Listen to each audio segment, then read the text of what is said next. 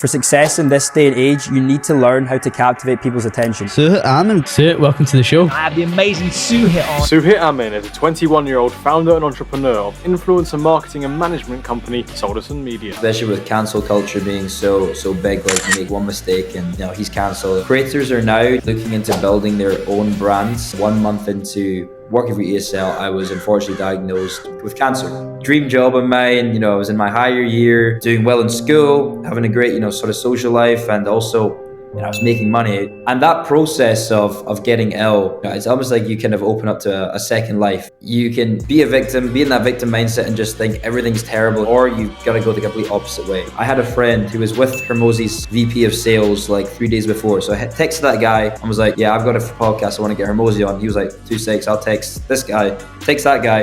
And next thing you know, Suhit Amin, welcome to the Extrospective podcast. How are you doing today, my friend? I'm good. Thank you so much for having me. I'm in Lisbon right now, so just enjoying being a little bit of sun comparative to the UK.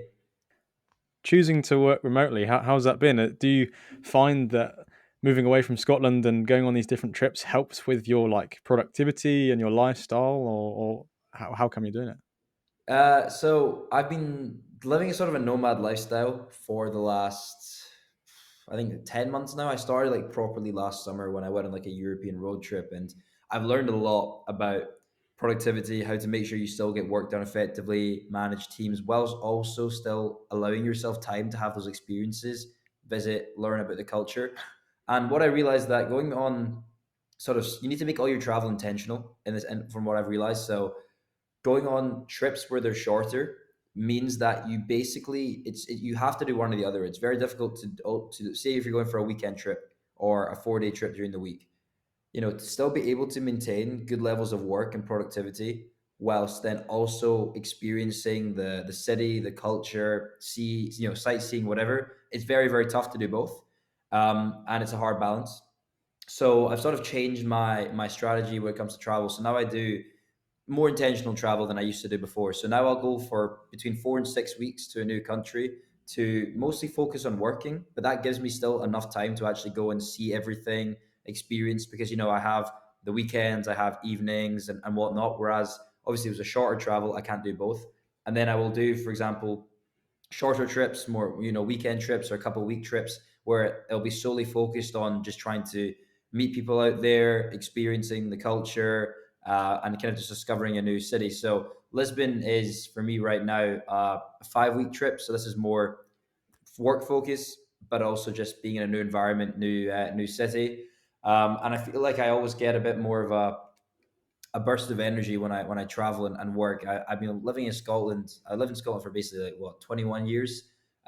It's dark, rainy, and also then obviously that has a big impact on your mood, right? Being in sunlight and nicer environments help your mood and productivity. And I've definitely seen, a lot of benefit from being in different environments and having that new sparks of energy for work. And so for the viewers, they'll be able to see, but listeners perhaps not. But you're a young man. How old are you? You're 21? Yeah, I'm 21. Yeah.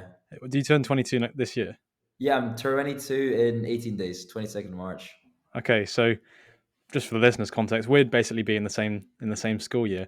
But as a young man, how you're able to travel and move around and do all that kind of stuff? How come? As an introduction to who you are, what is it that you do for a living? Yeah, so I'm, as I say, Suhit Amin, 21-year-old young entrepreneur from Glasgow, Scotland, and I primarily made my living today via influencer marketing and influencer management.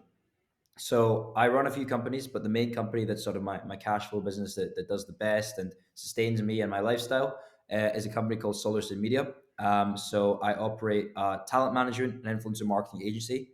Essentially, what that means is we have two main strands of the business.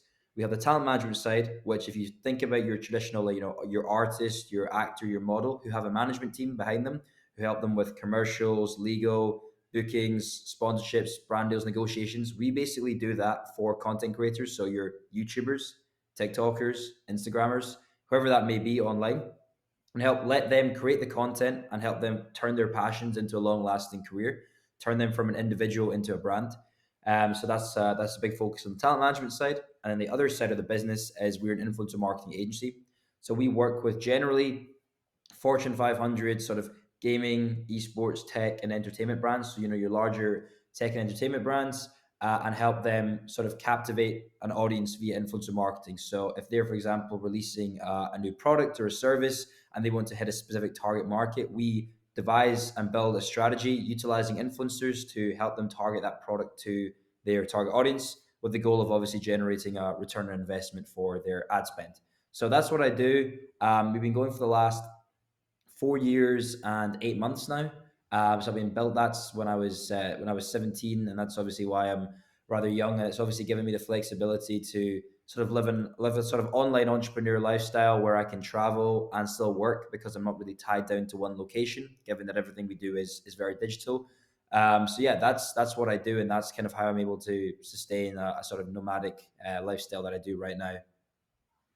Before we flick back the pages and build that context as to how you've come into that, if you were to describe your personality, how would you do so on the spot? Wow, I've never actually been asked that question. That's interesting. I feel like I'm very sort of bold and outgoing personality. I always have been very, very loud, outgoing. I've always had that. I was always getting in trouble from teachers back in the day because I was too bold. So I'd say bold, outgoing, and very um, sort of just eager to learn and experience things. I'm very social and outgoing, like in the aspect of I like to meet new people just from the aspect of just like learning and taking little bits and pieces from there. So I think the fact that I'm bold and confident allows for that. Fantastic, and of course that does marry up quite well with the entrepreneurial spirit that you've sort of developed and honed in recent years. And so, in classic podcast style, not only my podcast, but I'm sure you've been doing the rounds, you've been doing the podcast, you've had to build this picture before. But if we do turn back the pages, what were you like as a child? Pretty similar, to be honest with you. Other than the entrepreneurial side didn't come out of me till much later on. But in terms of just like my personality, I've always been sort of ambitious and thinking out the box and sort of striving to be better. I'm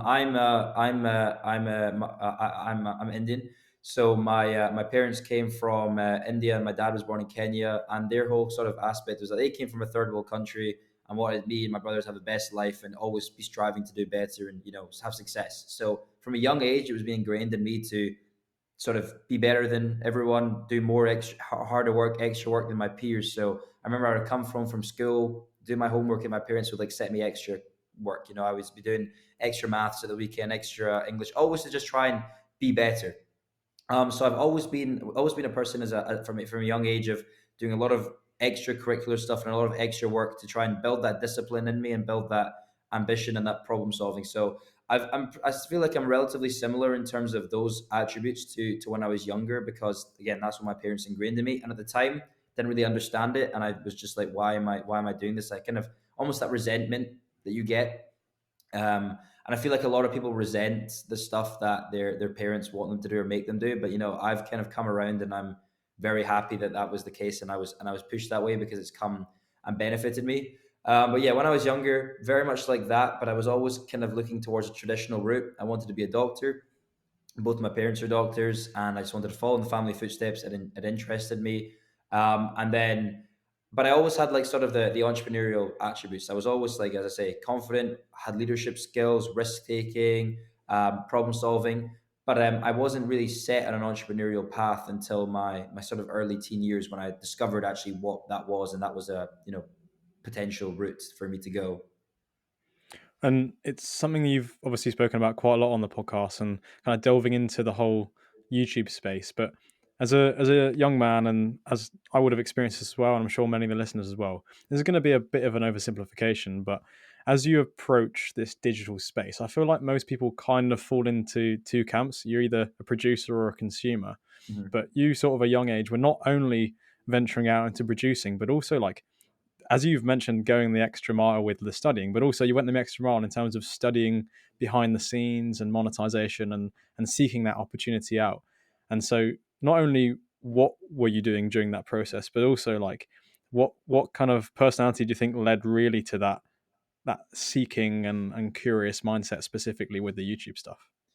Yeah, obviously, just to kind of go back to your point about producer and consumer of content, I think that definitely is the case of you either obviously are consuming or you like yourself, you're producing content, or you can do both. But I think there's now a third strand of this. So there's producer, consumer from like a sort of individual, like a content standpoint. But then I also think obviously the producers are the creators, they're creating the content. But I think there's now also a new term that's been coined, which is like creator operator almost. And that's the aspect of behind the scenes helping produce the content. So sort of like a business mind behind that. And they may not necessarily be the creator or the producer themselves, but they're not necessarily consuming because they're a big part of creating that vision and creating that content. So it's creator operator. And that you see that with all the big content creators who have a team behind them, or a manager who's like the brains and really helping them delve into that. But for me, from like the young age, because I say I was trying to be a content creator. I was trying to be a YouTuber when I was younger. I was creating pretty cringy gaming content at the time, and whatnot. And it was really just, it wasn't necessarily like a curiosity standpoint that took me into that area. It was just I met some people online playing games who introduced me to the whole aspect of, oh, there's this sort of business model behind this is how the YouTube business model works for how we make money, and then there's also an opportunity for businesses to make the money off the creators. And I wasn't necessarily looking for that. It's just they introduced it to me, and I was like, cool, let's do it. I guess I did have curiosity about it, obviously, because I went into it, but it wasn't like I was thinking about this and that, and the business space behind it. I was definitely always thinking, how can I monetize my content, and how can I make money off this? And if I just if I was get say I was get 100 views, how can I push that to 1,000 views or to 100,000 views, and I can start making money off of it? But I never thought about, okay, how can I do the, I guess, behind the scenes side and help these creators who are making these getting these views monetize their content? And that again just came from networking and meeting people online through gaming who introduced me to the space.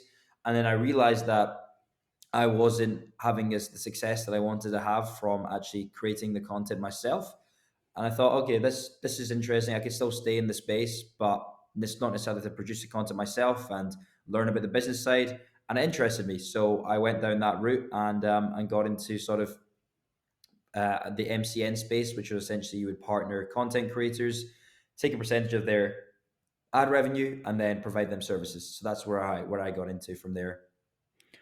I remember creating content myself when I was 13, 14 on a game called RuneScape. I don't know if you know Yeah, it. yeah. Absolutely grinding. I was honestly so sweaty, but maybe some of those like attributes of grinding kind of apply to the the later life in terms of real life kind of grinding. But I remember getting absolutely scammed by one of those intermediate groups who said, "Oh yeah, we'll take some of your revenue," and it was like 90%, and I never saw any of it. But it's an interesting setup where once you start to approach that and try and start to understand it, you realize that there is leverage, and you realize that there is that opportunity for monetization, as you said, even if you can't do it yourself. So when was it that you kind of started to believe that this could be a viable opportunity for career and actually making proper money for yourself, as opposed to just a side hobby whilst you're at school? That wasn't until I launched my business today, Solution. Like before that, I was just kind of doing it because I found it fun. Wasn't making all that much money. Probably made over the span of 3 or 4 years, a couple thousand. So if you do the division of that based on yearly salary or hourly, extremely low. But at that point, it was just a hobby, just enjoying it, making little bits of money here and there. And I say I was a passion, so I wasn't really too bothered. I was young, like I didn't really need the money or care for the money as such at that point. Um, then I got a job at a company called ESL, which I was basically a junior account manager. I was learning about influencer marketing there, and I was getting paid a salary.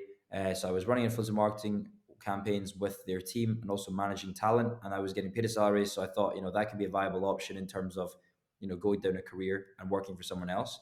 But in terms of a viable option for me as a business and launching something more. That was not until I think about 6 months down the line of Solarson. Um, so we started in July 2018, and I think by December 2018 we turned over like 100K. So we turned over about six figures, and at that point I was like, okay, this definitely then now could probably be something.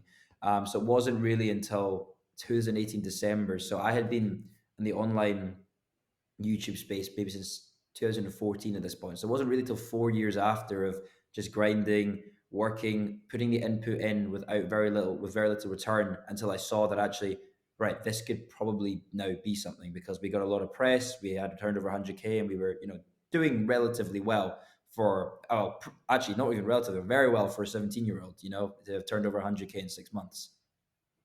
What separates an individual like yourself from your peers who might have tried and failed or made their own content and never really discovered those things, or people that aren't interested in that at all? Because you're obviously quite persistent at a time where, I don't know, people like myself, make YouTube videos and then get disinterested and then try another thing and get disinterested. But you were obviously quite relentless with continually seeking that and seeing what was going on. Yeah, I literally, when you said that, it's literally I have this little this 4 line thing written up on this board over here, and there's one word that sticks out on that board. It's in line 3. It's staying resilient, and I think a lot of people lack. I think they go hand in hand, persistence and resilience, and obviously, resilience is the ability to get battered down to your lowest low and come back and keep fighting and go back stronger.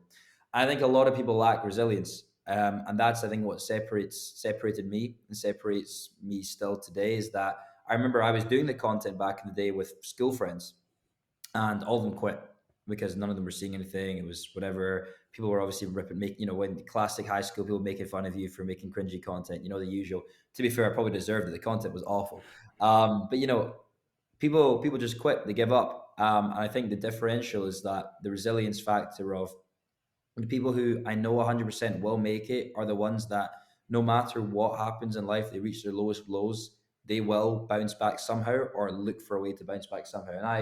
And I put on this wall over here is like every time, because I just wrote myself with this little thing because I had a couple of issues over the last couple of weeks with a few things, and a few problems with some stuff. And I wrote, every time you take a loss, you bounce back harder. Stay resilient, put in the right work, and you'll achieve a lot this year. And that's literally it. Stay resilient, put in the inputs, and I don't know anyone who doesn't commit themselves fully to staying persistent and putting the work in and will not have success in one aspect of their life. And it's just the aspect of just staying persistent with it to start with, and then if something goes wrong, then having that resilience to just not give up and just keep pushing and keep pushing.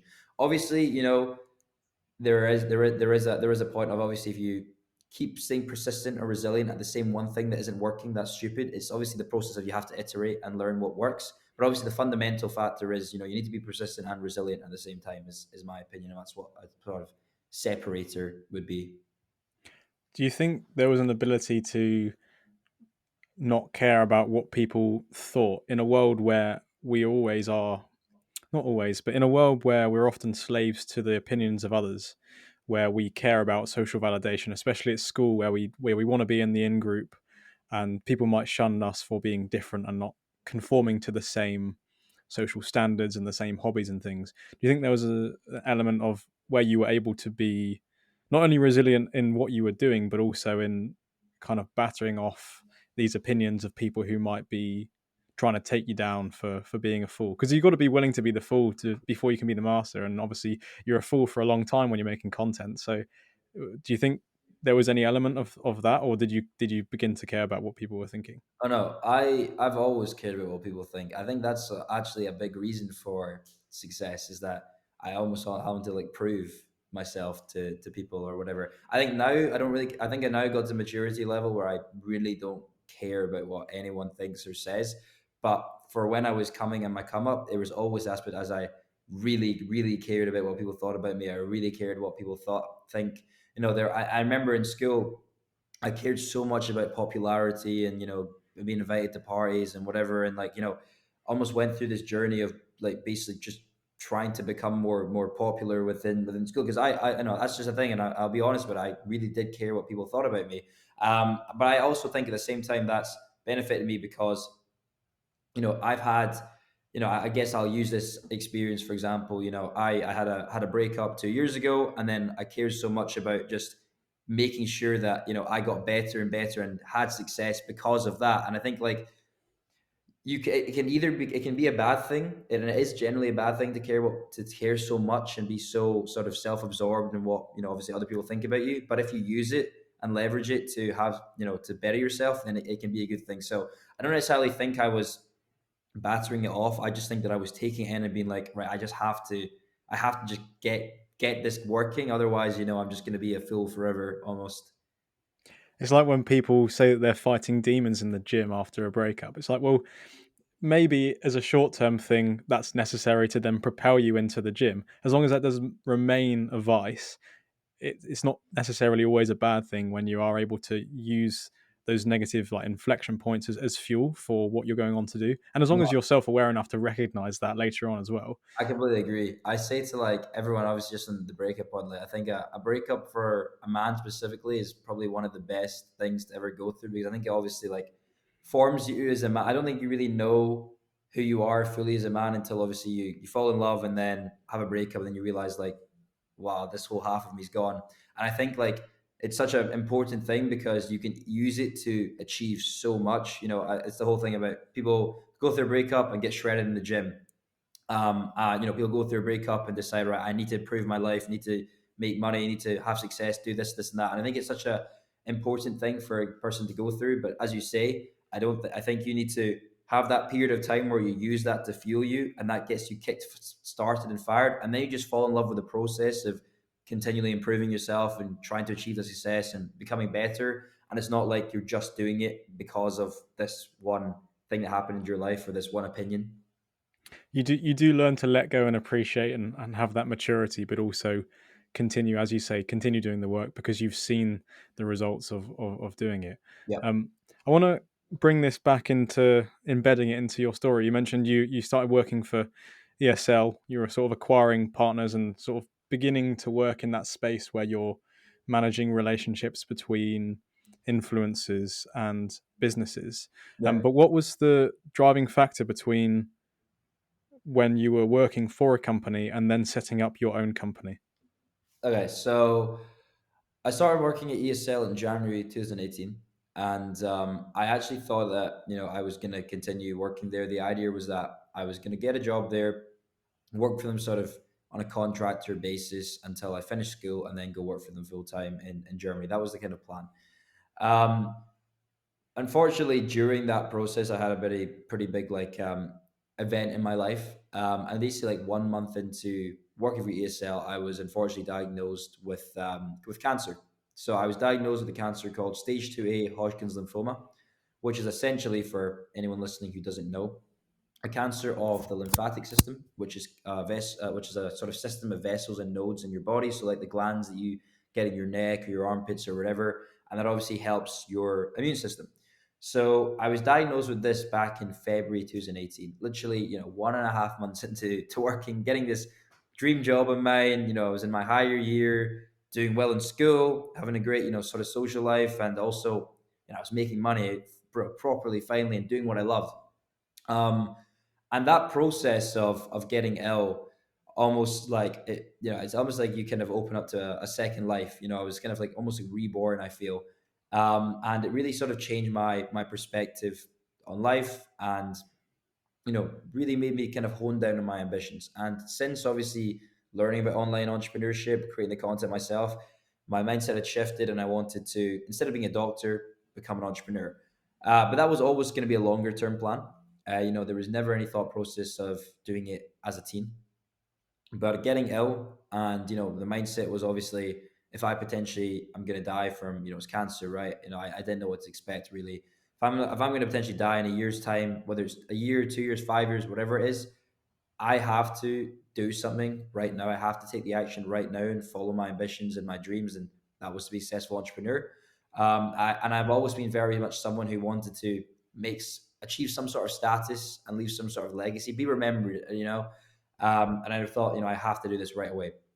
So I was working at ESL still until end of June 2018, and I think that was the sort of inflection point around sort of June where I was like, right, I need to just do this right now, start my own business, and achieve the success that I wanted to achieve. So I stopped working at ESL, got straight into it, and started my own business literally like a few days later in July. I just got the website set up, and basically brought some of the partners that I was working with at ESL over so I could have a kind of a quick jump start. And obviously, because I've been working in the industry really for the last 3 years before that, I had a good bit of a head start, and I wasn't like all fresh and new, and I had to learn and discover stuff. Obviously, a lot of stuff I had to learn about. Actually, so much that goes into running a business I had no idea. With staying legally compliant, financially compliant, but I had a lot of understanding and experience in the influencer marketing space, and a lot of connections that I was very easily quickly to start the business. It's interesting you say that having that stark kind of reality, reminder of reality of life, and then the finitude of it was almost like a hot fire under your ass of like, oh my goodness, Yeah, I need to just get stuff done. Because I think a lot of the time when we live in too much abundance of comfort these days, we can be lulled into a false sense of security, thinking that we have time and that yeah, we can put things off. I think it's really powerful that you were able to quite quickly use that scenario that is obviously a low point personally, where you're kind of unsure of the future, to really just use it as an impetus to just take action. And I've written my notes here because it's something that I wanted to briefly touch on, is that I think some people can become addicted to becoming a victim, and because they're smothered in sympathy from which is justified. You obviously are in a harsh scenario, yeah. and I've written here. I think my first girlfriend struggled with an eating disorder, and when she was in hospital, I remember her saying that she there was almost a thing within her that she wanted to stay ill for the attention that she got, which Wow. is obviously quite twisted, but Yeah. that's a dark mental place that you get to. And so, why do you think it is that you had the like complete opposite reaction of that? I remember I listened to a podcast where you said that you didn't even tell many people about it at school, and you wanted to keep it private. So why were you so determined on not letting it define you? Yeah, that's firstly about your ex girlfriend. That's very interesting. Wow, I never thought that would be like I couldn't even comprehend something like that. But yeah, I think like you can either be a victim, be in that victim mindset, and just think everything's terrible and just want to stay in that mindset, or you've got to go the complete opposite way. I said this in the podcast before, is I think that when you're faced with a traumatic decision in life, you have basically two options. There's no middle ground, in my opinion. You either sink to a very, very low point, get into this victim mindset, depression, and struggle and whatnot. Because again, that is natural. If you're in a potentially, more you're facing mortality, it's natural, right? And I don't disagree that people are going to have that, face that, and get into that mindset, and it's tough not to. It's easier said than done to get out of that, because when like everything's on your shoulders, and you're facing death, it's tough to think about anything else. But I think you either have the option to sink, or you have the option to swim and make yourself into something, and turn your trauma and your bad time into a positive. And luckily for me, I've just always had that, I don't know, as I say, resilience to be knocked down and pick myself back up even harder and even stronger. Um, for me, like I've just always been someone, I just wanted to be always known and treated as like that same normal Sue. I don't want anything to change really. I don't know. I don't like people taking pity on me. It's something that was like, if I have something go wrong, I hate it when people are like, sympathetic or soft or whatever. Because I know I'm not really soft on that side. I like people to be a bit more cutthroat and blunt and brutal with me. If something's wrong or something's bad, then just and I know it's probably a bad thing to say, especially in the current climate, and like the whole, almost like the whole like man up. Like I just personally, for me, I just know I need to man up and just get on with stuff. And I think that's come from just having a lot more responsibility and achieving things a lot quicker as a young age. I think you have to mature a lot faster. I'm 21, and ideally I would just be living life carefree in uni with all my mates like usual, but I've had to mature faster because I have these liabilities, I have these responsibilities, I have people that, I have to do things for and look after. Um, so I don't like wallowing in pity and sympathy, and it's always been like that. So yeah, I think for me, it was just I didn't want anyone to treat me differently. I didn't tell anyone because I knew that people would, because naturally they are going to, given that's their personality. Even if I told them not to, they will. So I told basically like five of my closest friends, just because I hung out with them obviously more frequently, and just because they'll probably be curious as to maybe where I am, why I'm not with them, or what's going on, and whatever. But other than that, I didn't want to be treated any differently. I wanted everyone to just act the same, be the same, because I feel like almost like if I was getting treated differently, then that would almost put me in the victim mindset almost, because it's the case of if people are making me out to almost be a victim, then I would try and I would maybe that would maybe happen if so if I was getting treated normally, then I could just get on with my day, no issues, no problems, just continue striving and growing. And as I say, I've always been ambitious. I've always been trying to be better than the rest. So I didn't want any of this to stop me doing that. So yeah, it's that resilience that allowed me to really just face this trauma and build a positive from it. And that's kind of, I guess, going back to the breakup aspect. I think that when you face trauma, you have that ability to, look at it and say, okay, I'm in a terrible shit situation. Am I going to allow that situation to go worse? No, I'm going to make this, see what the situation is, see what this opportunity give me. Um, there's a quote by Napoleon Hill, and I've said it at a few talks before, and I might butcher it right now, but it goes something along the lines of every adversity comes with it an equal or greater opportunity. And I believe that so much that every time you face some adversity in your life, which obviously I faced quite a fair bit, and this was obviously probably the biggest adversity in my life, look at it and think, okay, what is the opportunity that is of equal stance from this, or even a greater opportunity? And then try and channel into that and channel what you're going through, and obviously this anger and this trauma into, and make it into something in positive force. So I think you're able to, obviously, it's that whole like exchange of energy, of obviously energy can't be created nor destroyed, it can only be transferred. It's like the transfer of this terrible bad thing and transferring into positive good energy, if we're going down a more energy spiritual route behind it. But I think that's so true, and I think that's exactly what, I mean, I'm for, obviously anyone can probably listen to this and think that sounds like BS, but I've been through it. Like I have literally, I've literally done that, so I know how true it is, and I've seen other people do it. But again, much easier said than done, and I think it does take a lot of mental, resilience and mental toughness to be able to pull yourself out of that hole and turn it into something the complete opposite. I've always looked back on my own life, and as much as I haven't had experiences like that, when things have gone bad, as we've talked about, you kind of turn it to good. And as a broad rule, it's frustrated me when I was younger that other people didn't share that mindset, and they were more likely to want the sympathy and be a victim. But I think as I've grown older, it's almost like growing in an appreciation for the different balance that people have between, as you say, there's the cutthroat sort of like quote unquote manning up, which I agree with is necessary in a certain time and place. But then there's also a time and place for opening up, and I I spoke about it on another podcast, but there is that actually with Colin, who you recorded the podcast with. But we spoke about that balance between like grace and forgiveness and understanding, and then like harsh objective truths and like the harsh reality of life and the overcoming of that, and being presented with those two things is that both of them are necessary, and both of them are necessary at different points.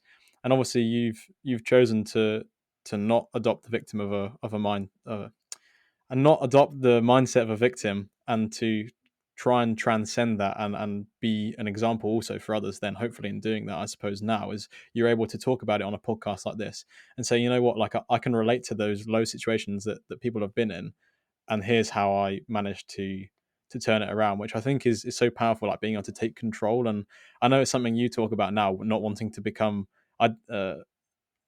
your identity to be consumed by that of the boy who kind of overcame that whole experience. And obviously we won't dwell on it too much because you are trying to move away from that identity, but I think it's such an interesting thing to hear how, even going through that experience, you can now say, well, that was, you know I've kind of overcome that and bounced back from that. Yeah, it almost like puts everything in perspective to me. Anytime something bad happens in my life, I almost like look at it as again, that's the top line of this thing, is like I've been through hell and back. Nothing like that, virtually nothing I can go through now will probably be as bad as that. Obviously, there are some exceptions, right? But in general, like the general bad stuff that happens in someone's life is not going to be anything comparable to that. So it puts in perspective to me of like, if I can get through that, there's nothing that I can't not do now. And I think that's what obviously people, when people face trauma, I think they need to obviously remember is that it's a terrible situation, but once you get through it, you're going to be so much stronger, so much of a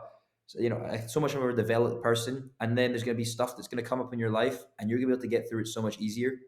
I think as well, the point you made about controlling things in your life, I think I mentioned this on Colin's podcast. I truly believe as well that you can virtually control everything in your life to obviously there's certain extents of things you can't control. But for example, you can't control the weather outside, but it's you've decided to be in that country or where the weather is bad. You can control that. So I think you can generally control most things, most inputs and most outcomes in your life. And obviously you need to obviously, I guess adopt that mindset and take that accountability for your life and not let, I guess, external factors and think, oh no, I can take that victim mindset of everything's bad, I can't control everything. No, you have the opportunity to control how you think.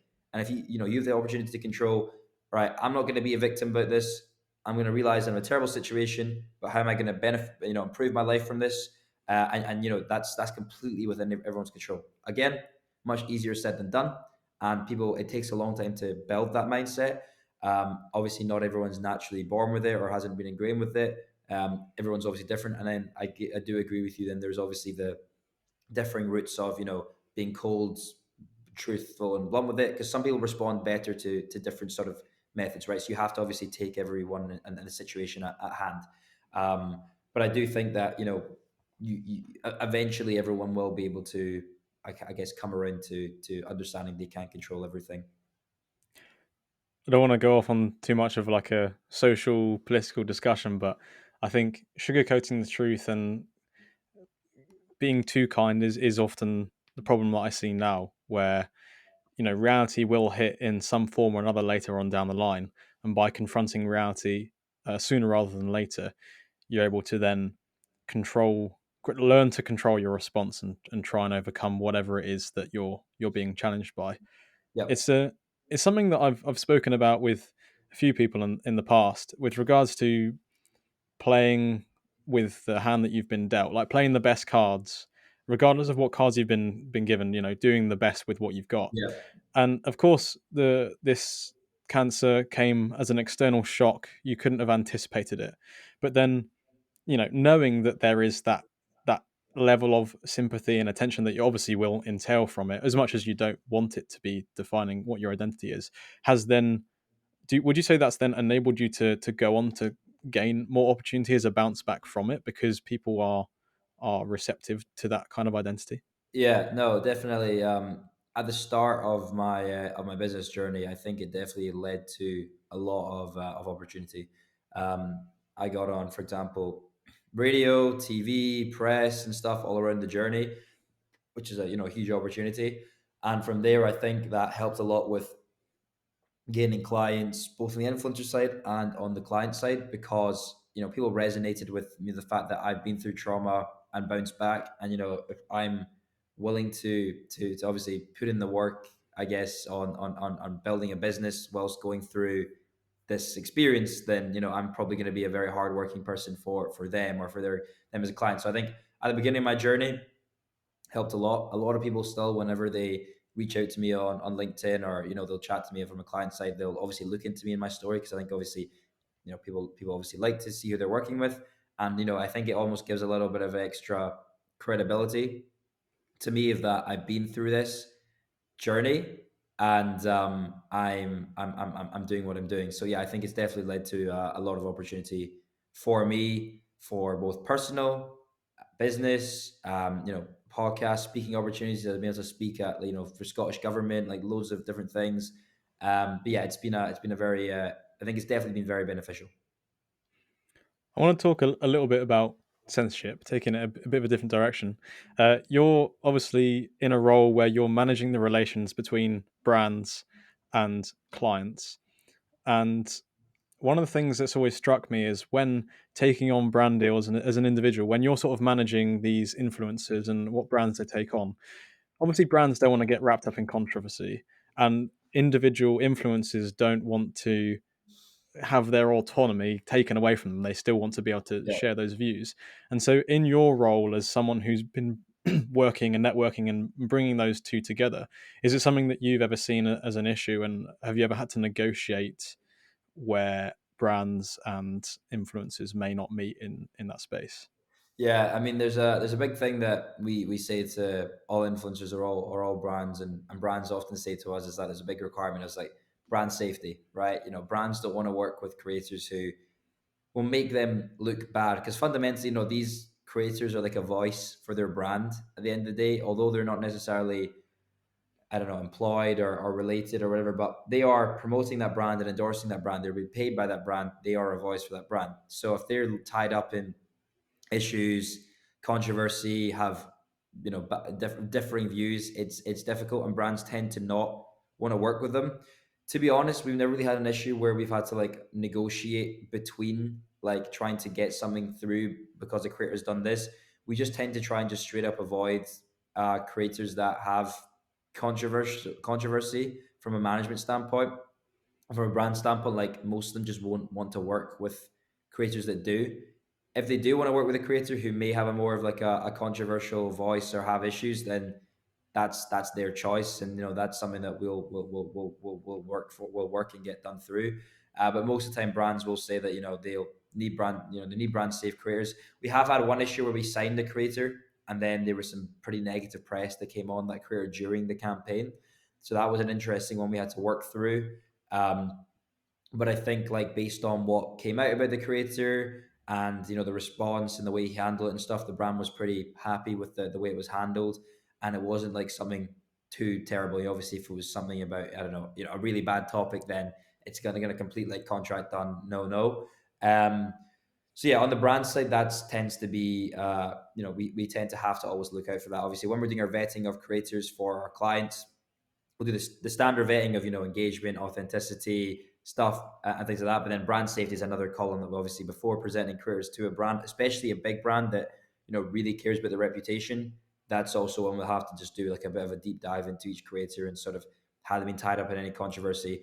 We had something recently. I'm doing some influencer boxing deals at the moment, and one of the fighters we were going to get on had a bit of an issue 2 years ago with some negative press around sort of I don't know, relations with a woman, and that got flagged up by the boxing promoter. But we obviously then had to go look into it and see what happened with that situation, because obviously the negative press is still going to be out there regardless. But it's like, what happened in the situation? Was the career in the right? Was he in the wrong? What was the kind of legal implications happened that? And obviously, we looked into that. All seemed to be clear, and that's still going ahead. So that's the job of ours. We have to make sure that that stuff is in place. But we just try to tend to steer clear because it's just easier for us to do that. And we don't have to almost like justify a creator to a brand. And obviously, if the brand really wants a creator, they'll already know about that creator anyway. And if it is someone that's controversial or has done something and the brand still wants to work with them, then that's on the brand, not us. So that's how it works. There's a certain irony to the fact that, at least in the YouTube space, that's more important now that there is less, or I don't know if there was a time period where now it's spiked up again, but I remember thinking back to the so-called adpocalypse on YouTube where there was controversy, so major brands kind of pulled from the platform entirely, and that meant that there was more of a leaning on the kind of role that you would play in terms of actually bringing brands and creators together without relying on literally like YouTube AdSense, ads, yeah. AdSense. And one of the questions I wanted to ask is for you personally and your kind of hot take as a general thing, not only in your work, but where do you see that whole space of being a like influencers being able to monetize what they do, but also trying to not get brands in the mud? Because I think it's such a tricky thing. But I would never want to be censored from saying something. Yet, for example, in the future, if I'm a quote unquote influencer and I'm wanting to monetize, do you see like I know the you mean, tricky obviously, balance there? there's a very tricky balance, especially with cancel culture being so big. Like you make one mistake, and there's obviously he's cancelled or I don't want to work with him, whatever. And obviously, brands don't want to associate with that because it's just not going to go well for them. I think we're moving towards a space. So this is where I said the whole creator operator thing before. Moving more towards a world, and obviously creator economy, that word gets blasted about everywhere, of where creators are now just really looking into building their own brands, because obviously it's their brand. They can say what they want and still make money and promote it. And I've spoken to quite a lot of creators who have launched their own companies, and we've tried to bring them brand deals or whatever, and they're like, I'm only gonna, they'll want to do, they'll only do the brand deal for a very inflated rate, because it's like, I'm making so much more money promoting my own product. I can do it the way I want to. I can say whatever I want because it's my thing, and I don't have to obviously be confined to a brand sort of brief or script or whatever. And you've seen it with Mr. Beast with his with all of his brands, Logan Paul, KSI with Prime. That's the trajectory that things are going for a lot of the larger creators to obviously ensure that they can still keep their true, authentic self and kind of speak the way they want to, but still monetize as such because they're not having the issues of, I guess, brands pulling out of brand deals with them because it's their company and whatnot. Obviously, regardless, there's still going to be an element of, they still have to be careful. It's like, if you look at every celebrity's gone through PR training to make sure they don't say anything out of pocket or out of touch. That's always going to be the case, and especially as we move more towards the world of people getting censored and you can't have your true opinions or thoughts anymore online and whatnot. So there is always going to be that problem, but I think creators will counteract that by maybe only working with brands that stay true to the values anyway of them. And we have a lot of creators that only really want to work with like 2 or 3 brands a year longer term because they understand that brand, the brand understands them, they like it, it's their values, and they don't mind. Or they'll launch their own products. And again, a lot of these bigger creators are moving more towards that because they can have complete control over how everything works with what they're promoting there. I guess it becomes less transactional and more like a relationship Yeah, that that's the develops. And that's the whole thing with influencer marketing. Is you want to create relational work as opposed to transactional work. You want to build and set up something for a long term relationship because everything when it's transactional is not as good for either. The brand always thinks it's good. For example, just having a transactional relationship. It's like you get paid to this, but the relational aspect is so much more important because obviously the creator is truly genuinely into what they're promoting, and the audience then can see that. Obviously if it's just one time you get paid to do this, promote this, whereas obviously the brand spends a bit more money developing that relationship with the creator, building it over a longer period of time. The creators are really actually values that company. It leads to a lot better results. also builds trust with the audience, so they're more likely to spend money on the brand as well. Because Yeah, because we've all seen the crypto like pump and dumps where people just lose trust in the person promoting it, right? the audience don't tend well, audiences don't really tend to purchase a product like straight away off of one like advertisement. It usually comes from multiple touch points. Like, an audience, for paid ads, for example, there's a stat on LinkedIn. Obviously this is separate to influencer marketing, but for paid ads, audiences need to almost see, like, I think it's like 6 or 7 touch points of that brand before they're interested in buying. For influencers it's less, but if a creator does like one brand deal for like a mobile game or a crypto project, there's no trust behind that. But if influencer then promotes that again, or the individual gets retargeted or whatever, then they've had multiple touch points, and it kind of builds more of a trust because it's like, oh, this creator clearly actually does like the brand. They're going to promote them multiple times. Um, and there is a lot of worries with projects and people promoting crypto projects and things like that because a lot of the time they end up being massive scams or pump and dumps. And then there's this whole trend of like something like around de-influencing right now, where creators are it's been about for a while, but it's just like one of these keywords at the moment, buzzwords on LinkedIn to bait likes basically, around creators almost like actually doing the opposite of what they're meant to be doing for the brand and actually turning um, audiences away from working with the brand. Depends on the influencer, right? But if it's an influencer who's like, for example, just taking a lot of different brand deals all the time and clearly doesn't care about the brand, it's almost like an ick, if you want to use that word. It's like a turn off of like, actually, I don't actually want to buy this product. It's the complete opposite. Whereas traditionally it would be seen as, it's more of a trust build and you would want to buy that product because an influencer's promoted it. So it's yeah, we're going through a very interesting transition period, but I think it's, I guess the conclusion is that creators are going to build their own brands and promote that. And there's going to be obviously these creator operators who are going to be helping them with the business side, because the creators are going to be creating the content, being the marketing funnel, and then there's going to be this sort of smart team behind helping build that. One of the people you mentioned, and he's been on record saying, I think, that he's uncancelable, is of course KSI. And I had to talk about it at some point during the podcast. Don't want to dwell on it, but I've seen a picture on your Instagram of you partying with KSI and the Sidemen. Could you just maybe take us through how on earth you ended up there?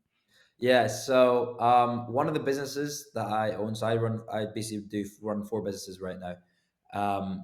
Solution being the main one, but I do a sort of property one, so we do sort of student let and summer let.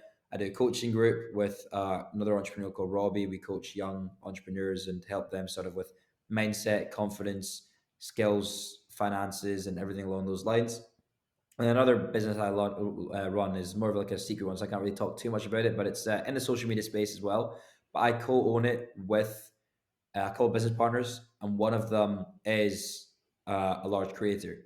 So essentially, that creator is very friendly with the Sidemen, basically part of that whole sort of networking group, and they get invites to all the shows like and the boxing events and stuff. So with that career, they basically brought me and some other people to one of the boxing influencer boxing ringside, and then also to KSI's show at Wembley. So I was like in the VIP area with like all the big creators and rappers and artists and big names at KSI show, and then at the there's obviously a VIP. There was a VIP after party, and I was there because I was part of the thing. So I got to like meet all of them in person. I'd met a few of them in person previously because I'd done a bit of work with like Harry and Vic before, and I met them all at this football event previously.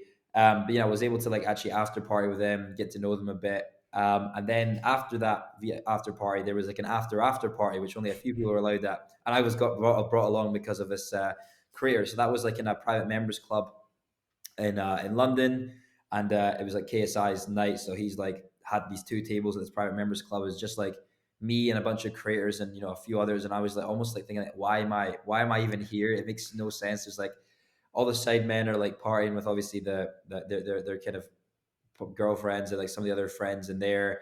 At this private members club, and KSI's obviously dropped a lot of money on these two tables. um, and it was quite funny because there's like a few videos from the night that went out on Simon fan pages, and like everyone thought I was like thought I was Vic Star because he wasn't there, and was like when did Vic Star like look different? But it was quite funny. Yeah, it was a good fun, good experience. Getting to meet them and work with them.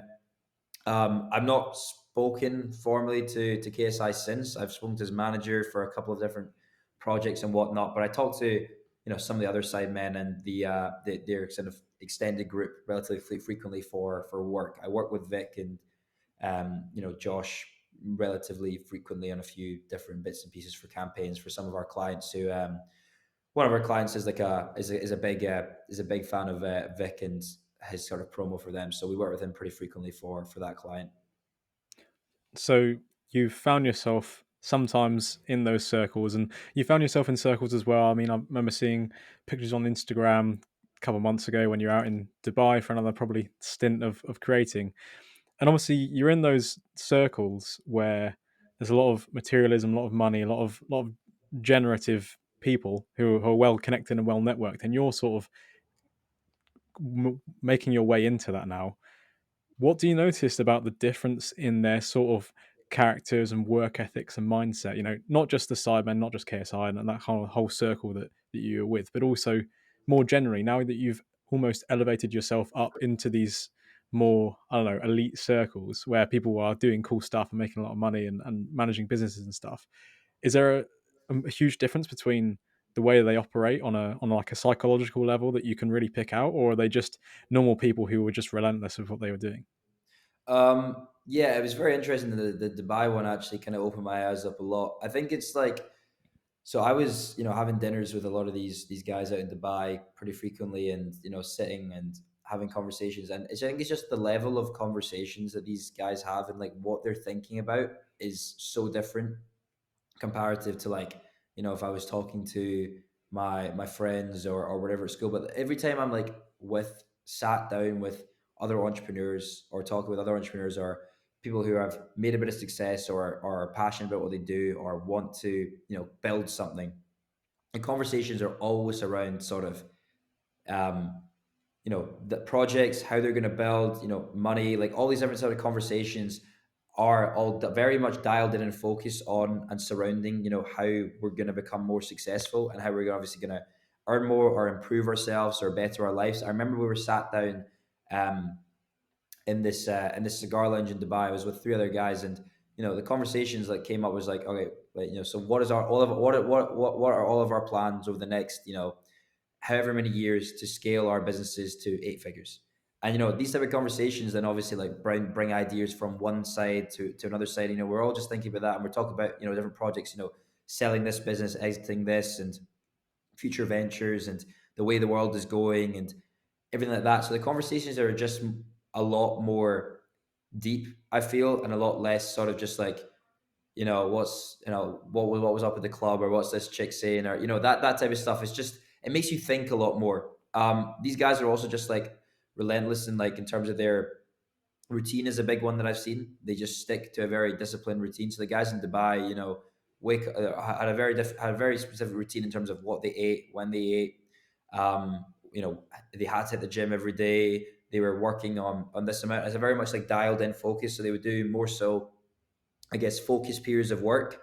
So say they would work maybe only like 4 or 6 hours a day instead of like 8 or 9, but it'd be much more focused, like, much more, deep work as such, and stick to that routine. And then they would have, I guess, network in the evenings and nights, which then would spark conversations and potentially lead to bigger opportunities and deals. So I definitely would say that the routine and the consistency is one of the biggest things. But then also just kind of like what the conversations are and what these guys talk about is, leads to new ideas and new opportunities, as opposed to sort of the sort of standard conversation you might have with anyone who's kind of more operating, I guess, on a normal level. I know they're just thinking bigger and just, always striving and wanting to do bigger. And I notice this from every entrepreneur group that I'm friends with. I have sort of two main friend groups of well, sorry, three main friend groups of entrepreneurs. The guys out in Dubai, I've got some guys in the UK, and then some guys are just sort of around the world. And every time we link up and meet, the conversations are always about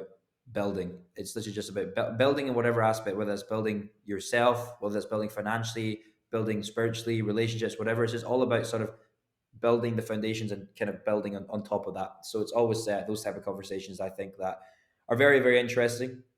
I think also surrounding yourself with people who are maybe at a slightly higher level than you is also very, very beneficial and important, because then you can almost have that vision of like, right, this is where I'm about to get to, and this is what I need to do to get to that level. And I think expedites your process a lot. You never want to be the smartest person in the room, do you? Yeah, you That's a don't that's a never want to be. It's bad always place to bad if be. you're the smartest person in the room. I actually, not necessarily, because I think obviously if you find fulfillment in like helping others and teaching others, like I do, like for example, meeting up with my mates from back at school, and having the normal conversation, almost like helping them in ideas in different ways, because I don't know, I find it fulfilling, and I just want to help my boys that I've been with all the time. So there's also, I think, like it's good sometimes, but I think majority of the time you don't want to be the smartest person in the room. You want to be continually learning. You never want to stop that learning process and think that you're the master, because you're never the master. There's always something new to learn. I'm curious, in these circles, and also for yourself reflecting personally, do people ever talk about like the mental toll of like risk management, and do people talk about like the stress and the strain that they have taken on board now that they're in this position? Because I mean, from the outside looking in, of course, it's really flashy. There's the girls, there's the cars, there's the nice weather, it's the Dubai skyline, and it can look quite glamorized. And on the inside, are these people, are they talking also about their struggles, or are they quite closed about that kind of stuff? No, And also for literally, you this is personally this as is well. it's funny you say this, because I literally, as I say, I'm with in Lisbon right now with another entrepreneur slash influencer who's younger than me, but he's doing pretty well. He's doing very well for his age, and going very quickly. Built a really good personal brand, and is really all about, really about it. And we literally talked about the exact same yesterday. Was we're just sat having a chat on the sofa about just do we think that like entrepreneurship is glamorized online, and about the struggles? And I was like, yes, 100%. And I've noticed this from like the conversations that I do have with these people, is that um, well, all the stuff you obviously will see online is for a specific purposes, to market this lifestyle and to sell, and you want to show this. Sometimes showing vulnerability is good though. People do receive that very well, but most of the time what sells online is the lifestyle, the money, the cars, the girls, the freedom, whatever. But the conversations when I do speak with these people, was we do have a lot of conversations about the stress that comes with it. And I was saying to this guy yesterday that I'm with, the influencer, that I feel like, especially when you get successful at a young age, um, you experience a very large amount of baggage, whether that's emotional baggage or physical or mental, whatever it is. But you get it's a very, very stressful situation to be in, running and operating a business and trying to scale a business, because And I think especially at a young age, obviously as you mature and grow older, you kind of have the abilities and skill set. But for all the guys most of the guys I hang out with in my friend groups and stuff, we're all probably around 20 to 28, and obviously young age, and it comes with a lot of negatives to it as well. So we do talk about this of the stress it comes with, because at the end of the day, we're responsible for firstly ourselves, responsible for our families and their lives, people that work for us. We have people to think about in terms of they're reliable for them, their livings. If we can't perform well as a business, then they're at jeopardy as well. um, Clients, things like that. So there's so much that it goes into it, and it does take a huge emotional and mental toll and stress, and you are almost forced to just like grow up quicker and mature quicker to deal with that. I think if I was obviously this, for example, if I was to do two suits, the suit I am right now, and so I was still at uni, just doing the normal stuff that my friends do, and I was faced with both, the lifestyle that I'm in right now. That suit would not be able to deal with it, because I've had to force myself to deal with it. Understand there's going to be stress, and there's so many stressful times, but I just have to get on with it and get through it. But yeah, we definitely have these conversations. It's just you probably won't see that much online, but people discuss that. We've had conversations with people who maybe there's been issues where their business isn't performing as well, or something's happening and they're feeling stressed, or whatever. And it's almost like that aspect of you sit in this room, and it's one, it is the case of it is very cutthroat and truthful of getting there, but then there is almost that like support of it's fine, we're going to work with you to help you get through this. And I was in a close friend group of four people, and one of the guys was going through a lot of problems and issues, and we were all very much there to help him for whatever it was. Someone helped him a lot financially.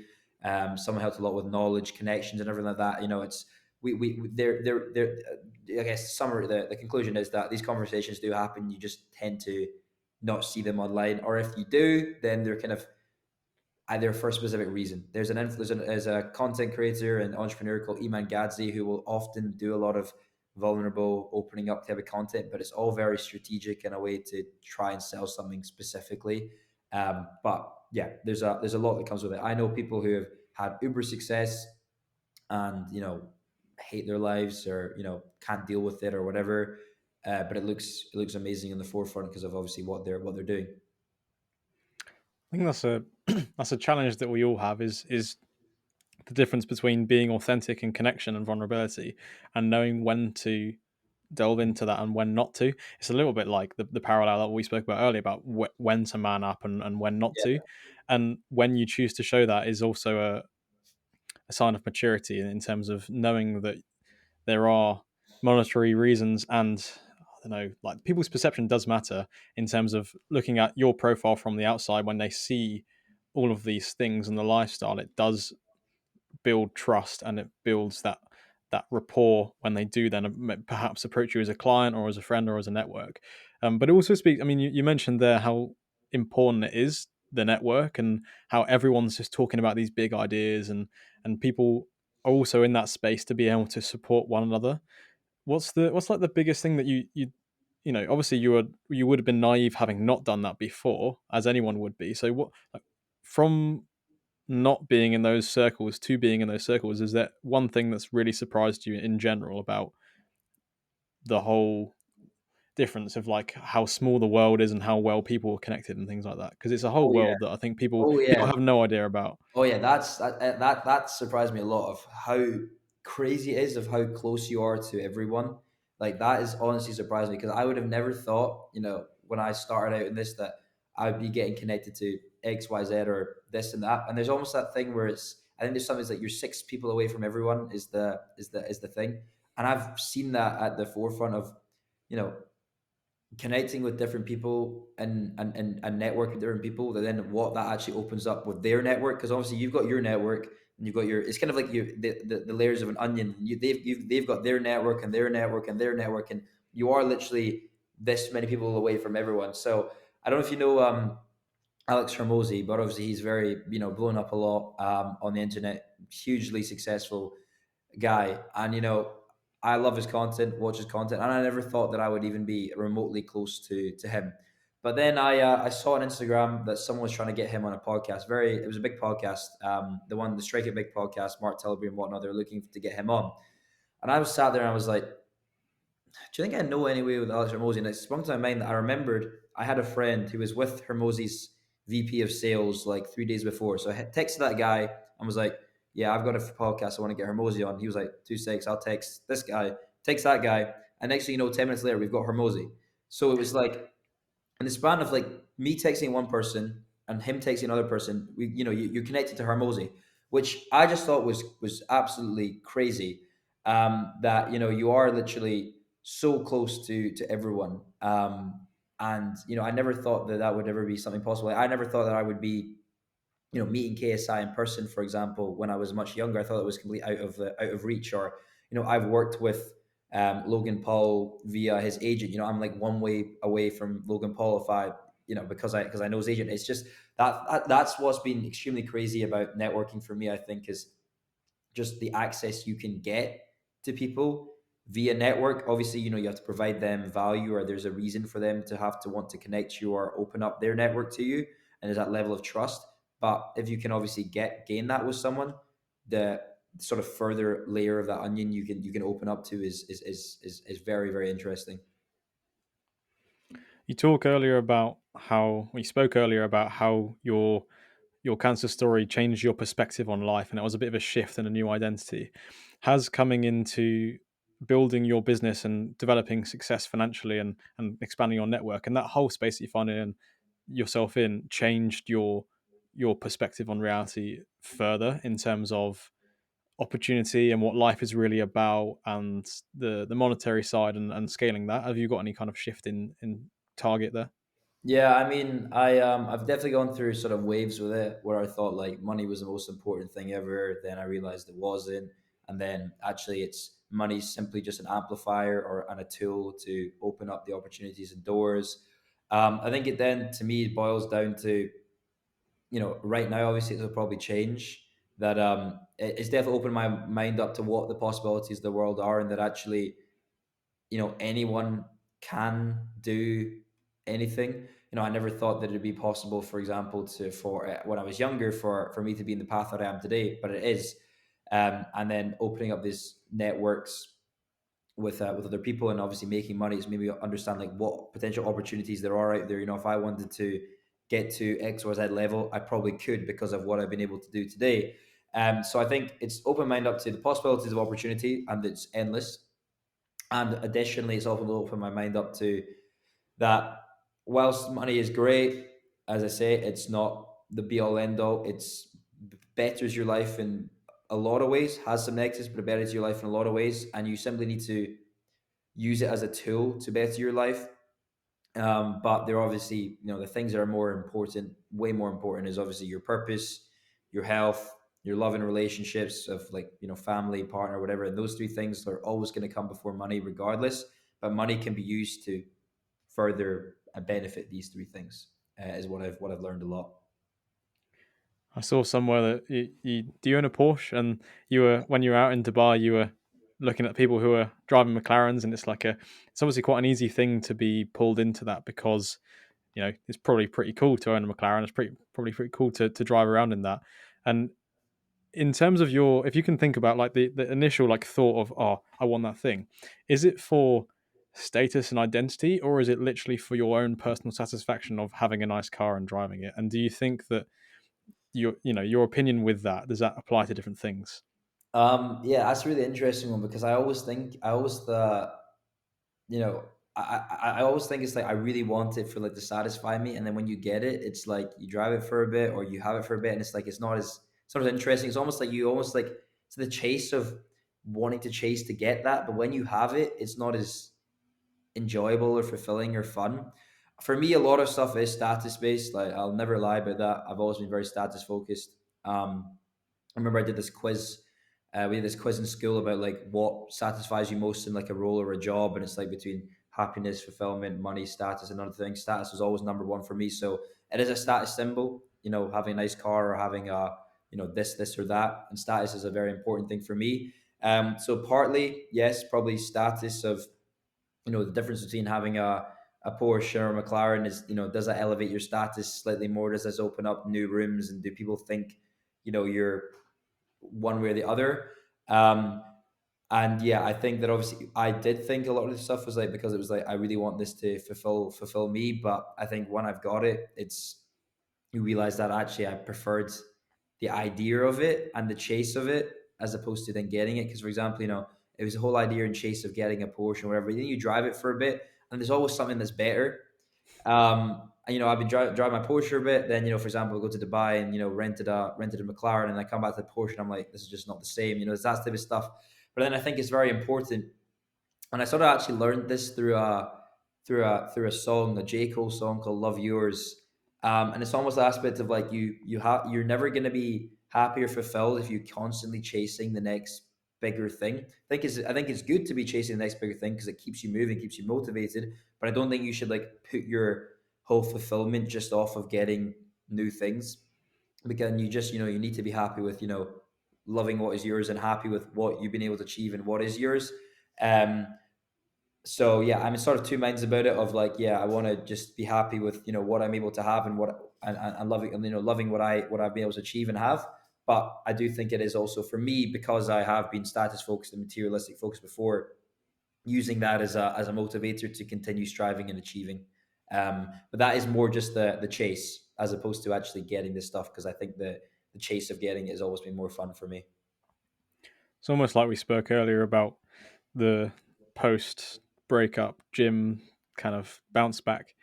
As long as you're aware and you can identify what the motive is and what the vice potentially is, then you can self-reflect and know that yeah, you are leveling up as a byproduct of this thing, but you're not gonna you're not living in the delusion that that thing is going to bring you the fulfillment.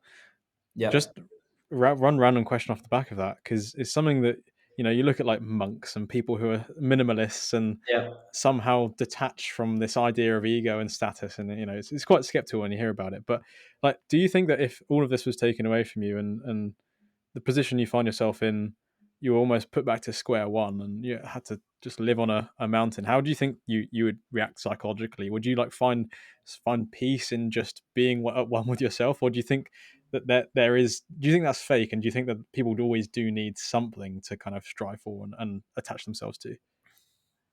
I actually honestly don't know, but I think I'll try and make a for me personally. I feel like if I was put in that situation and it's like forced upon me, I would eventually adapt to it and find peace and become one with it. I think for a good period of time, I would struggle, because it's like, I think as well with this modern age of social media, your dopamine receptors getting a bit messed up with everything. I think my dopamine's probably very messed up because I'm constantly online and social media. I think it's terrible. Probably, I barely go a day without being on my phone. um, so I think I would struggle with it for a long time. But I think eventually, because I'm in that environment and there's literally nothing else to do, I would just become one with myself and become at peace. Um, and I think that's probably the same for a lot of people. There probably are some people that would just go insane and not be able to handle it. But I think most people would probably end up becoming at one, because there's not really any other choice, almost, because you're on that mountain by yourself. You got to live like a monk, and you're cut off from everything else. Um, but yeah, I've not really thought about that too much. I remember, again, someone said to me, "Is like, I bet after all this, you're probably just gonna like go live like on a farm or something and disconnect." And it sounds appealing in the future, maybe, but I just can't like visualize like what that would even look like. So I just generally don't know. It's interesting. It's just very interesting. I'm just trying to dwell on that point, thinking of myself and What about you? and where. Yeah, I was curious. Like, do you think you'd be able to deal with that? Thing is, I'd like to say yes. It's one of those idealistic things that, oh yeah, everything can be taken away from me, and I'll just sit on a mountain and pray and read my Bible. But I think it's hard to detach from the attraction of material status and wealth and the pursuit of self development and networking and delivering value. Obviously, you find fulfillment in your work as well, and it's because you are doing a net good for people, kind of linking people up, and you're facilitating people with an income from the brands and things. So Yeah, I think it's more difficult when the situation you put us in, where we have this right now and then get it all stripped away from us. I think if we were born into that and had knew nothing else and we're just in that environment, it'd be way easier. Because obviously, I know like I've seen some stories about monks who are just born in a monastery, never leave, and obviously they don't know any different of what they're doing. Whereas I think if obviously you've come from one extreme to then the other, it's probably it's a much harder transition over. So I think if I was born into the way of a monk, and I found fulfillment from satisfying my meditation and God and everything, then that would be fine. But I think it's because of the fact that you get all your previous life, you still remember your previous life gets taken away from you. That I think it's very difficult to do. It's almost like you see yourself relative to others, and if you don't have any relative things to compare yourself to, it doesn't matter. But in a male kind of dominance hierarchy of like status and growing and asserting where your place in the world, I suppose then you are sort of forced to adapt and try Yeah, and try and make a name for yourself. um I want to just talk about one more thing on the whole networking side before just briefly glossing over the marathon training and the recent lifestyles, because I think that's interesting to talk about from a, yeah, keeping yourself like grounded and almost like keeping yourself in discomfort. And obviously marathon training is quite a humbling experience. But yeah, one final thing, saw your Instagram as well, picture of Stephen obviously has a very successful podcast, and again that's something that you probably hadn't anticipated, being in those circles and experiencing that. But working with him as, was it ASUS, I think, yeah. It was as like a marketing thing, what's he like? Yeah, it was interesting. When I first met him, I didn't like him. He came in the door. We'd obviously organized all this. He was on the phone. He was had his AirPod Max on. I was on the phone, kind of shouting, a bit angry, and I was like, he didn't really give me the time of day when I first came in. Sorry, when he first came in, and I was like, what the hell? I was like, I know I've seen all this stuff online about him, gratitude and this and that, and being a generally good human being, and then he's like this. But then he goes when he went to his room and sort of comforted himself a bit, and then I bumped into him in the lift, and then we had like a conversation, and I was like, okay, I kind of understood why before, because his manager had told me that the flight was delayed. He had a bunch of calls, he had a few meetings, and he missed, so he was kind of like stressed out, and he was in the process of launching one of his business projects at the time. So obviously was stressed out. So I mean, it makes sense. But when I bumped into the left, we kind of had a conversation while I was walking back to our kind of respective rooms, and he was very nice, just curious to like what I was doing, what I was interested in, kind of questioning me in a few things, this and that, and kind of having conversation. Didn't talk to him too much again later that night. The next day, went to the event, and he was only going to be on. He did a rehearsal bit, and then he was on stage for a certain period of the event. And I was with him in sort of like the dressing room stuff, and all he was doing was just working. But it was really interesting to see just like how focused and disciplined he was, no matter what. Just like he was getting his work done. And I thought that obviously he might be at a stage now where he's made, I don't know, tens of millions, hundreds of millions. I don't know exactly what the net worth figure is. It's like he doesn't need to work that hard as comparative, but he was like constantly just grinding, focusing. I think it's like he like loves the game. I think that's the thing with him, is that he just needs to be doing something, focused and building something.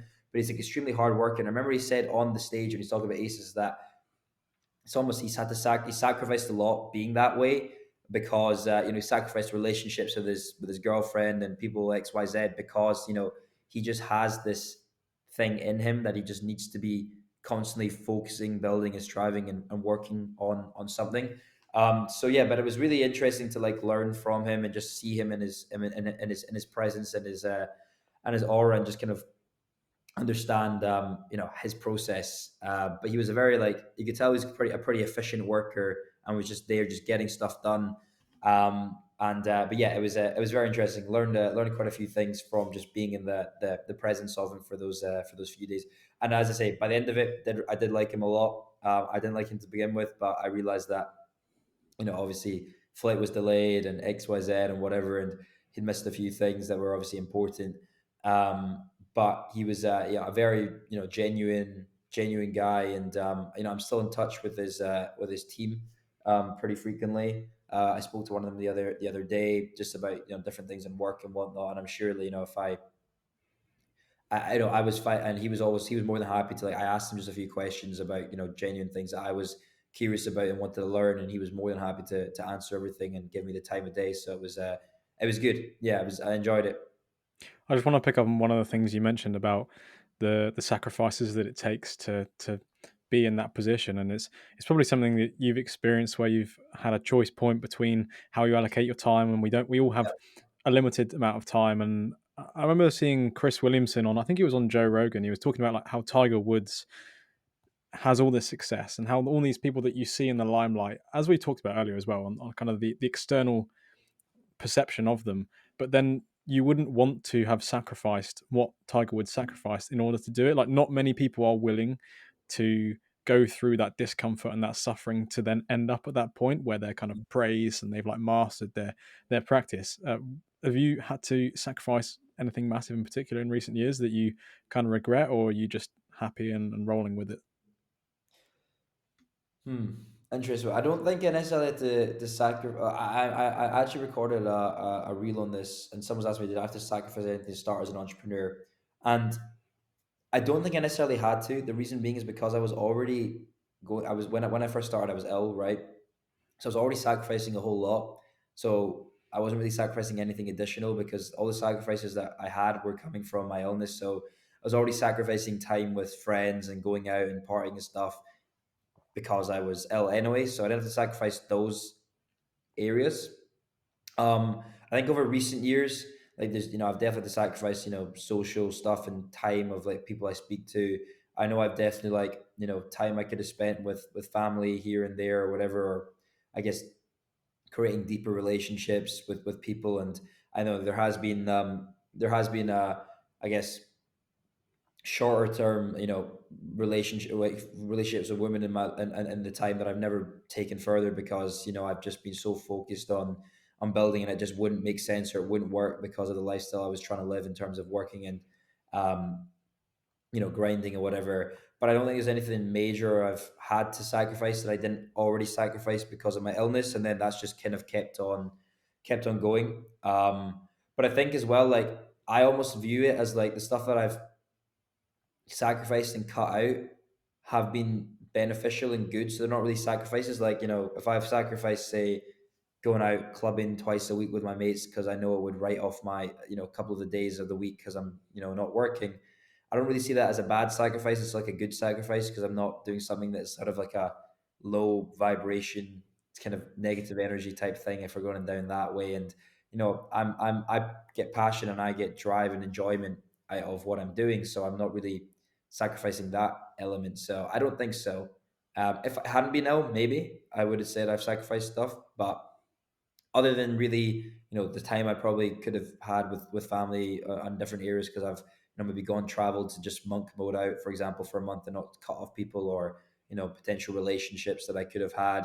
I wouldn't say all that much extra. And so bring it to like the present day, and we spoke about it right at the beginning in terms of spending a month here, a month there, being able to travel and build your lifestyle and self-imposed discipline and boundary, and the distinction between work and play. What is it? What are your like daily non-negotiables and like your lifestyle and your habits that you do every day now, or like for example, like with the running training that allows you to then operate at a high level when you work? Like what's your lifestyle that you've built that then allows you to be Suhit today? Yeah, I like to stick to a routine. I think routine is very important to me. In terms of I like to get up at a similar time, go to bed at a similar time, and do similar things every day. Obviously, the actual specific work I do every single day might change, but in terms of like when I work, when I eat, stuff like that, I like to stick that when I train. So in terms of non-negotiables, like I like to wake up at a relatively similar time that I think works for me. So sort of before nine, between eight and nine, sometime between that, it operates for me. And I'm not one of these people that like I need to wake up at 5 a.m., get 3 hours done. I don't think that's really necessary. I think as long as you can get the requirement of sleep and whatever is best for you, then that's fine. But I like to do that. I like I basically like to eat very, very clean. And non-negotiable for me is like I like to eat clean, and it's not even about like I feel like I need to. I just personally like it, so I just like to eat high protein stuff. So it's mostly just like chicken, rice, eggs, and stuff. So I feel really terrible if I eat something bad. I do like chocolate and stuff, and I can add that in. But like the way I eat is very important to me. That's like a non-negotiable. Training wise, When I wasn't training for the marathon before, it was non-negotiable. I had to go to the gym at least sort of 5, 6 times a week with a couple, days off, obviously 1 or 2 days off depending on the stuff. But even those 1 or 2 days off, like I would have to, I still would want to be outside for a period of the day, not cooped up. um, I like to like I know I need to work in the time periods that I need to work. So I like to start work at 10 and just work for at least 6 hours a day minimum. I get I'm not happy if I don't work for at least 6 hours. Doesn't matter sort of when it is, but I know I like to start around 10 a.m. And as long as I get kind of 6 hours of work done throughout the day, it needs to get done. So if there's a day, for example, maybe I'm taking a break in the afternoon to go do an activity or whatever, like I know I come home and I need to work late because that's just something I need to get done to kind of keep continually going forward. So if there's a social event or something on at night, I won't go because of this. Or if I need to talk to someone in my personal life, I won't because I need to get that done. Right now, as I say, I'm training for a marathon, so I'm sticking to a very like rigorous routine for that. So it comes with like a couple of rest days a week, some strength stuff, some interval stuff, and then some longer runs and some shorter runs. And I'm sticking to that because it's very important for me to get all of that done. But I think those are like the main non-negotiables in terms of stuff. It mostly just goes to time I sleep and wake up, the what I eat, the amount of time I work, and then my training. As such, obviously there's sometimes that I accidentally will deviate, but I try my best not to. For example, the girl that I'm dating, if I'm on the phone to her and I kind of lose track of time, but most of the time she's very good and she understands that I need to go at this specific time to bed and I need to wake up at this specific time. So it's good kind of having that. But there's some times where you will deviate. If I'm at a networking event and it's at night, and it may run a bit longer, but I try to stick pretty precisely to the routine because I've seen that routine has just benefited me and keeps me in that flow state of getting stuff done. One question I just had off the back of that is, as you were as you're scaling your company and you sort of begin to hire people, and I spoke about it with Ben Smith actually in a previous podcast about setting an hourly wage on your time, and then as that increases, you hire someone to do a role that obviously is at a lower hourly wage. Have you struggled with letting go of certain aspects of the process and delegating as you're kind of managing your own time, as you're beginning to move into different countries and manage this business and scale it up? Have you struggled with building that out and the attachment to it? Yeah, for sure. There was a period of time where I just wanted to do everything and be involved in everything because I think like when a business is your baby, you want it done right, you want it done a certain way. But I obviously know that it's unsustainable, especially as I'm building into other things to do everything. And I can hire people who are better than me at other areas to get the job done.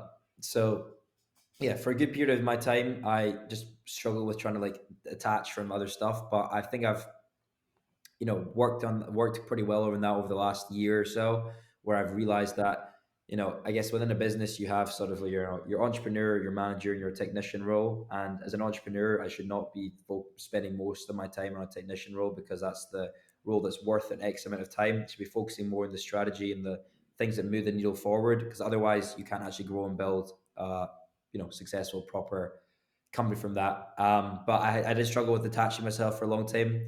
But then I think the way I worked out that I needed to do it was that I was just spending like all day working and still not being able to get everything done. And then it's at that point where it's like, it makes no sense. I need to obviously put more value on my time. So I think a lot about now like value of time in my current day and age. It's like, what if I don't do something? If I'm not doing something that's obviously worth a certain amount, is it really worth it? And I with the net actually with the networking aspect, it's very interesting because obviously connecting to so many people, but it obviously takes a lot of time. So obviously I need to like be now I get connected with like new people like every single day from different groups that I'm in. And now I'm like always just looking is that I need to just make sure it's worth me connecting with this person, because obviously that takes a certain amount of time to connect with them, sit down, have a call with them, think about where synergies can be. So I'm looking a lot at the sort of like where I value my time, what I want things to be spent on, so that I obviously don't everything's kind of more efficient, really.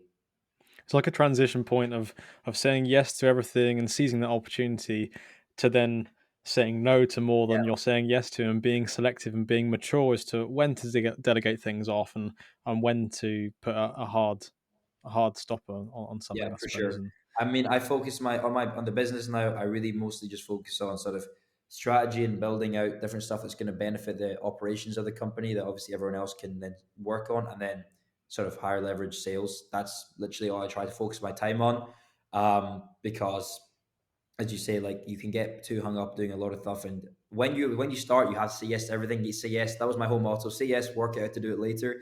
But now it's like I'm trying to say no to more things so that I have more time to focus on the stuff that I know is already working, and that obviously gives me joy. And I want to do, if I want to spend time with XYZ person, I'm not going to take on something else because that will have to sacrifice that part. It's a good position to be in. Be having all these opportunities and then being able to be selective with what you allocate your time to. Um, just briefly, then at the back end of the podcast, talking about this training, because I know it's something that you're focusing and trying to raise money for. And myself, I've had many guests on who are elite runners and triathletes, and that's kind of the circle that I find myself in training. So, how has it been going, and what is your main goal for this? And tell us all about it. Okay, so I'm running the London Marathon on April 23rd, so quite close now. So what, like 6-ish weeks or something, I think, which is a lot lot quicker than I thought it was already. So I'm only running the London Marathon. I've never really done long distance running before in my life, like of this distance. Like the most distances I would do were like 5 or 10 Ks at school. Um, I played hockey, and the cardio and that's slightly different because obviously you're running for quick short bursts, stopping, quick short bursts. So it's just a very different ball game. This I'm running it for Teenage Cancer Trust because obviously given the story I've mentioned that I had cancer, and if it wasn't for the work of an organization like this, then I potentially wouldn't have survived. So it's very important to me to give back. That's one of my things that I always try to do, give back. I always try to raise money. I always try to donate money, especially within the position I've been able to get myself into. I think is very very important. It's a further purpose for me later in life. I want to start some sort of cancer charity and organization, but as a separate conversation for another day. So running this, two reasons. One is to raise the money for, actually three reasons: to raise money for a Teenage Cancer Trust, and obviously support them. Two, to just push myself to the limits to see if I can physically do something. Because I think I'll be 22 at the time, but a 22-year-old who's managed to build a seven-figure business, run a marathon, beat cancer, that's I've been able to achieve. I'll be able to achieve a lot of my life, and just want to see if I actually have the capacity to do something like this. And it builds a lot of discipline as well, builds a lot of mental toughness. And I've been seeing that a lot. That even when I thought I was mentally tough, nowhere near like what I could be. And then thirdly, because my brother runs marathons, he's runs does this type of stuff for fun. He loves long distance running. It's almost the aspect of like he can do it. I need to be able to do it now. It's the competition aspect between me and my brother. Although he doesn't have that same thing. With me, it's just I have that.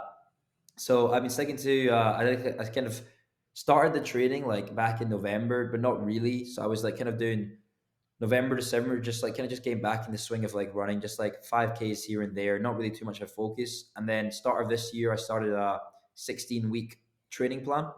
So I'm following the 16-week training plan, and it consists of basically, as I say, a few rest days, some strength sessions, some interval training, some sort of easy runs, just keep the legs going, and then like a long run every Sunday, basically.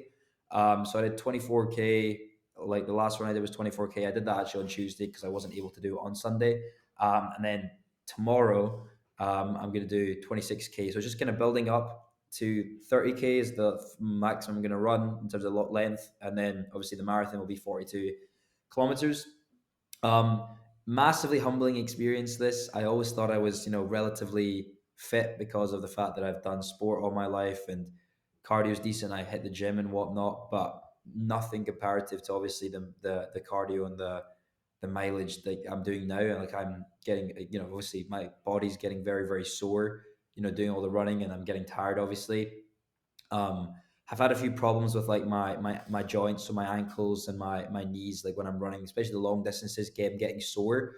But I've think I've kind of cracked a few of that. My knees not having much issues now because I've been doing this specific like strength stuff to strengthen my glute. Sorry, not my glute, my quad. And my ankles, I'm sort of just taking more of a focus on making sure they're fine, and maybe when I'm running the longer runs, taking actually, instead of doing the whole distance in one, breaking it up into sort of chunks, allowing my time to stretch off my ankle, then going again at the moment. But yeah, really, really interesting experience. I don't think I'll do this again, to be honest with you. But it's definitely building that discipline of like, I just need to go out and I have to stick this and I need to run. Otherwise, I'm never going to be able to actually do it. So building that discipline, obviously big hit to the ego as well, which I think is obviously always good. But yeah, I'm looking forward to it. In April, hoping to get the family down and some friends down, support, and then have a nice dinner after. Obviously, if my body's capable of doing so. After that, but yeah, I think it's gonna be a great experience. And as I say, one of the things for me this year is one of the things I really want to focus on is my health and fitness again, because I kind of neglected it a little bit over the travel period, because I was traveling more, not able to hit the gym as frequently, obviously networking, drinking more and stuff. So as soon as I'm on the marathon, I'm going to get back onto sort of weight training again and trying to get back to good shape that I was in 2021. But yeah, enjoyable experience, not enjoyable experience, kind of both at the same time. But I'm looking forward to doing it. It's type 2 fun, isn't it? You get a good satisfaction, even though sometimes it's painful when you're in the process of doing it. Um, One of the things that Ben Parker, actually, he's a founder of a running coaching app. I don't know if you've come across Runner yet, but if No. not, it's super growing, and I think he's doing the London Marathon. But one of the things he shared on the podcast I recorded with him is that the average salary of an Ironman athlete is $250,000 a year. Like that's literally like the mean, or like the Oh median really? average, one of the two. Yeah, Wow. so Ironman, and he said it's not a coincidence that it's not that someone earns lots of money and they've just got to spend it on expensive sport, and it's not that someone has an expensive sport therefore has to find a high paying job. He was saying that the type of people that are high performers in athletic endeavors and have that kind of mindset as you're trying to develop are the type of people who are willing to sort of push those boundaries in career. And I Yeah. just wonder whether there are those that's like part of the motivating factor for why you're going into this, as you mentioned, to It kind of could be, push yourself. I hadn't thought about that, but obviously, high performance people in one area of their life tend to want to be high performers in other areas. So it does make sense that it kind of goes hand in hand.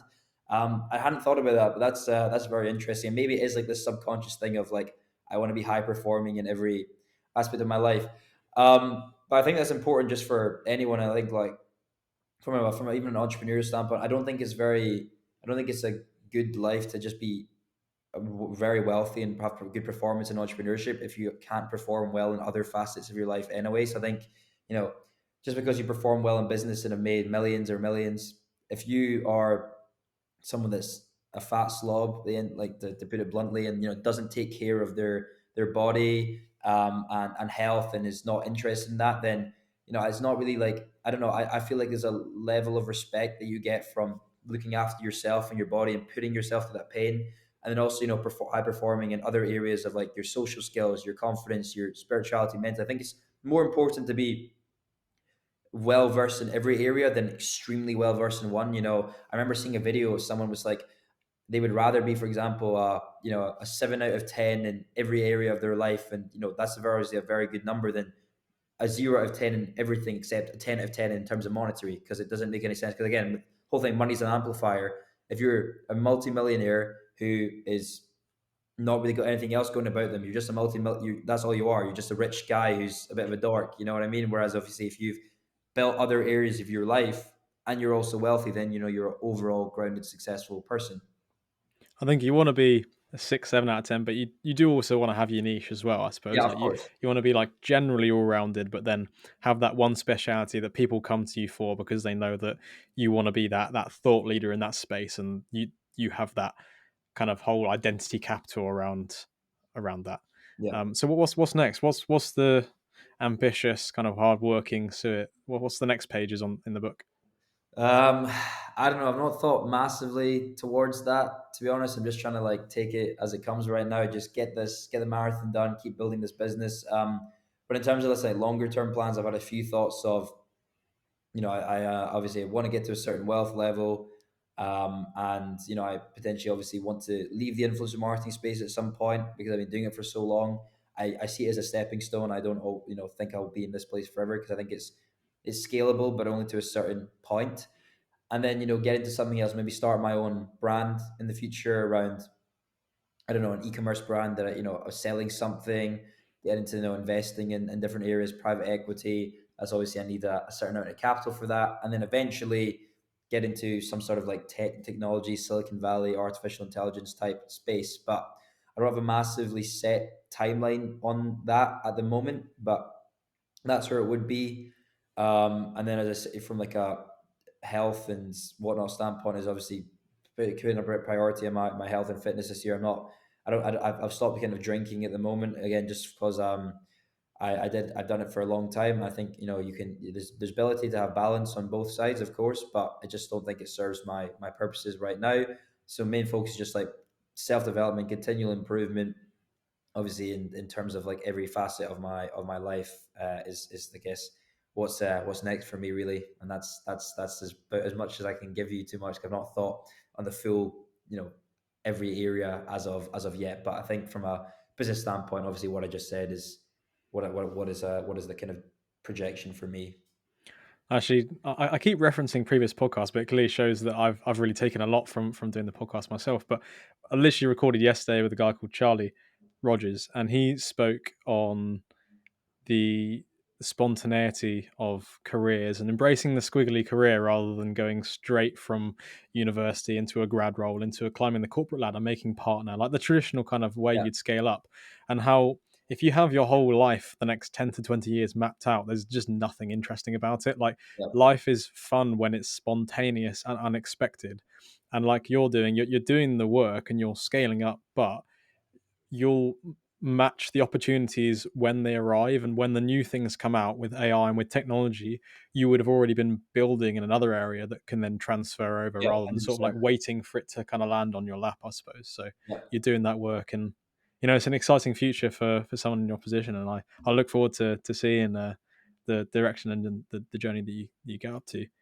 Obviously, people are going to be able to search you from seeing the name of the podcast, but how can people best find you if they want to follow what you're up to and get in touch?